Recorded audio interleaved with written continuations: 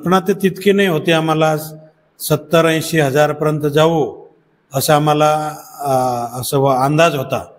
परंतु शिरपूर तालुक्याचे मतदारांनी भरभरून वोटिंग दिले.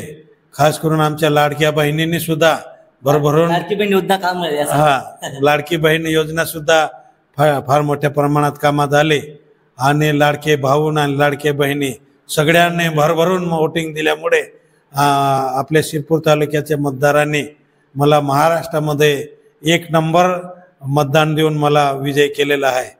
आणि महत्त्वपूर्ण मुद्दे काय होते या निवडणुकीमध्ये? या निवडणुकीमध्ये महत्त्वपूर्ण मुद्दे जे होते तालुक्याचा विकास, ग्रामीण भागाचा विकास आणि सगळ्या समाजाचा विकास झाला पाहिजे या दृष्टिकोनातून आम्ही 5 वर्ष धावपळ करून काम केलेलं आहे. त्याच्यामध्ये शेतकऱ्यांच्या शेतीमध्ये पाणी आणणे, छोटे मोठे बंधारे बांधणे, त्याच्यामधून शेतकऱ्यांच्या शेतीमध्ये पाणी आणलेलं आहे. शेतकऱ्यांच्या शेतीमध्ये पाणी आल्यामुळे उत्पन्न वाढलेलं आहे.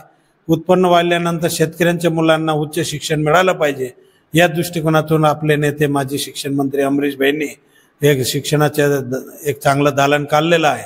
त्या माध्यमातून शेतकऱ्यांच्या मुली चांगलं शिक्षण घेत आहे. शेतमजुरांच्या हाताला काम मिळालं पाहिजे म्हणून आमचे नेते अमरीश भाई यांनी टेक्सटाईल काढलेले आहे. त्या माध्यमातून शेतमजुरांना काम मिळतं आहे.